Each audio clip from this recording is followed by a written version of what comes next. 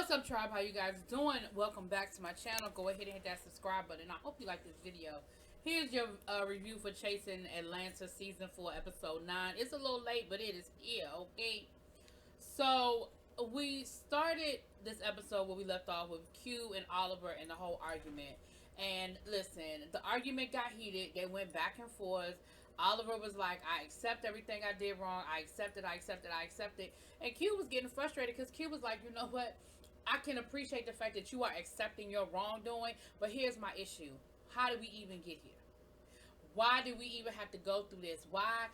Like, if you had just, like, did what you were supposed to do as a friend in the beginning, then it wouldn't have got all the way down here. And so he had to sort of step away for a moment. Production gave him time to cool off. Travis went to go talk to him, trying to play mediator. Travis almost got smacked in the face because he kept putting his hands on Q, and Q was like, bruh, I appreciate what you're trying to do here, but what you're going to do is keep your hands off me. Like, I don't appreciate that. And I was feeling Q in that moment because I was like, why is he doing that? Because, you know, Q was talking with his hands and slamming on the table. He was trying to push me. I said, because see, when I'm mad and I'm heated and I'm in a moment, don't do that. Don't do that. Don't touch me. Don't do that. Just let me sit in it.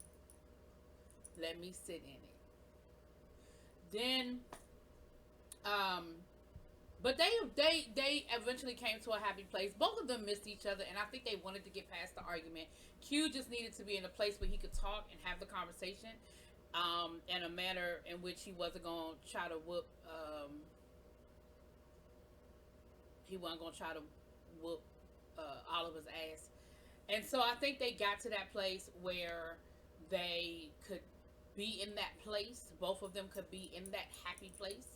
And by the end of the conversation, they would laugh and roll around on the floor wrestling and stuff. It was a moment, and I'm glad that they made up and they're in a better place. And here's the reality. Sometimes in friendships, they are not always perfect. You have rifts. You don't speak to each other. But you have to figure out a way to have the conversation and come back to each other. And so I could really appreciate that in that moment they were able to do that. Boom.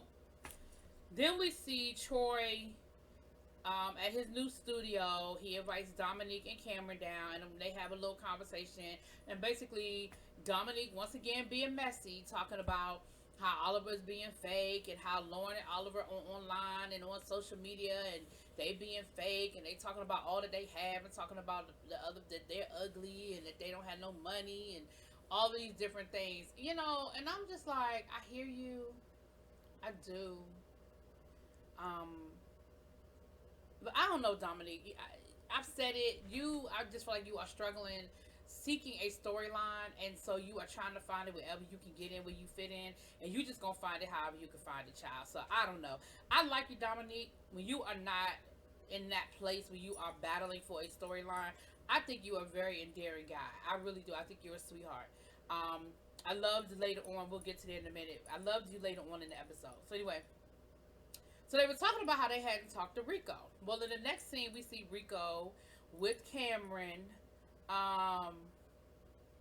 Rico was in a car accident, and Rico also broke up with his boyfriend. The boyfriend that we saw him in the Match and Wildin' Out t-shirts down to the brunch that Dominique had.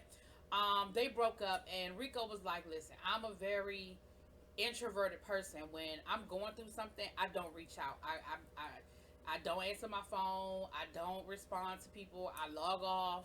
And I just process and I deal with what I need to deal with the way I need to deal with it. And so that's why he hadn't really reached out. Nobody had really heard from him because he was processing all of that had gone on. And then Cameron was like, I understand. I know what you're talking about because I had to go back to the doctor. For those who don't know, Cameron battled with cancer in the past. And the thing about cancer is that there's always that fear that it'll come back. Generally, after a certain amount of years, most of the time, your doctor will say that you're in remission, but it always has a chance of coming back. And Cameron said that his doctor saw some things that he didn't like and sent him for further tests, and he's worried. And so he's worried about whether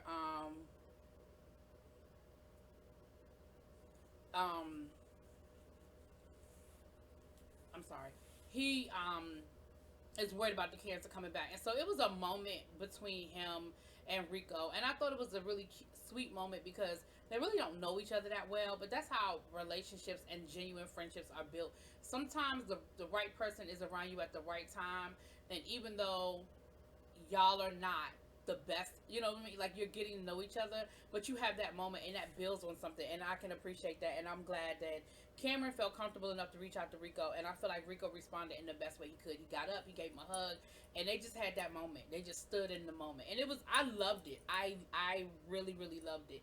I pray for Cameron and his health journey, and I really pray that it didn't come back. Lauren and Q. Lauren is shooting her video for what's it called? Funny? Is it fun? What's the? I mean, I can't ask Lauren the words. She don't know them either. But what's the song? Ain't it funny? Okay. Well, she looked good in the video though. Okay, the video looked good. And listen, Q, Q looked good as fuck. Let me tell you something. Now Q said that he is pansexual, which means that he can dibble and dabble over to this side. Q was a cute. It was a cute video. It was a really cute video. I thought it was nice. I was here for it. Oliver and Dominique. So Oliver invited the crew to come down. He was doing a remix on the Monique Hart song. Monique is a queen from she's a drag queen, and she was on RuPaul's Drag Race, and so she had a song and it was being remixed. And it was for some global situation that they had going on during the pandemic.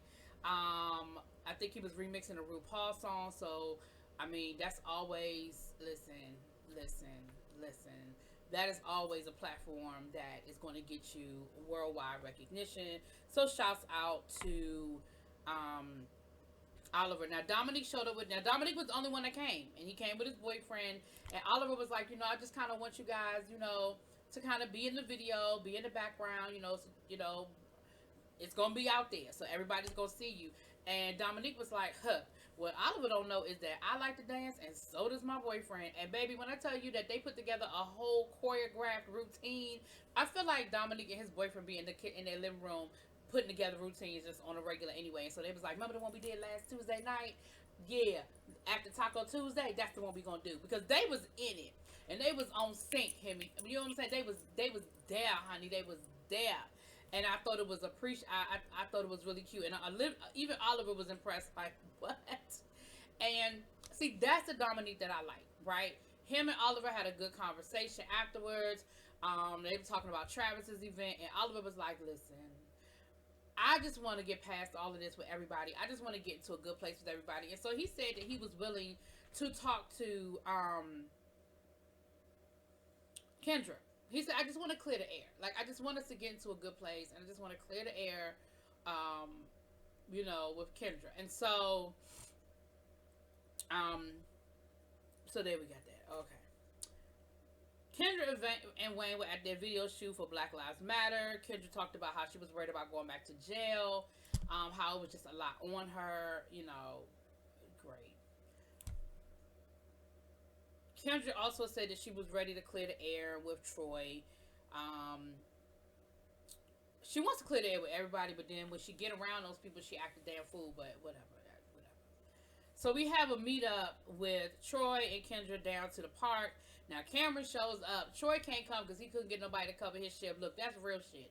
Listen, I know I don't know that. Yes, I do, because listen, when I'm a teacher and I call out, they got to get a sub for me. I mean, I'm not responsible for getting my own sub, but a sub needs to be given, okay? So I get it. And so he couldn't come, but baby, he sent a video. Now listen, Troy. That was not a video of let's move past this. That was a video of, let me tell you all the things that I got a problem with and why I acted a fool down to the brunch. You showed up, it was my birthday, you was on 10, you threw something, and Wayne the Pain ain't your friend. Wayne the Pain was your manager. He's supposed to be getting you out of these types of situations instead of encouraging you to be in these type of situations. And so he ain't really your friend, and you need to watch your back. And so, of course, Kendra wasn't trying to hear that. Kendra was like, but what? Like, but you threw a bottle at me, and Wayne is my friend, and Wayne did what he was supposed to do. He held me down. He was supposed to do exactly what he did. And what y'all don't understand is that Wayne the Pain had my back, and he is the best manager out there. I mean, he get me all of this. Robin, you did all of this. Shouts out to Funky Diva. Yes, I did all of this. So Wayne the Pain did all of this for you, girl. Wayne the Pain did all of what?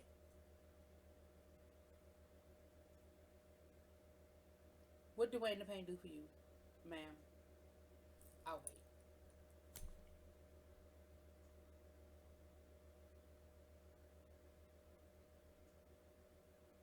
wait. Okay, and then Lil Kendra went again. She went off on a whole tirade again about her problem with Lauren and her issues with Lauren and how. Listen, I can't. I'm not. I won't. It's been 9 episodes and everybody. You still mad at Lauren?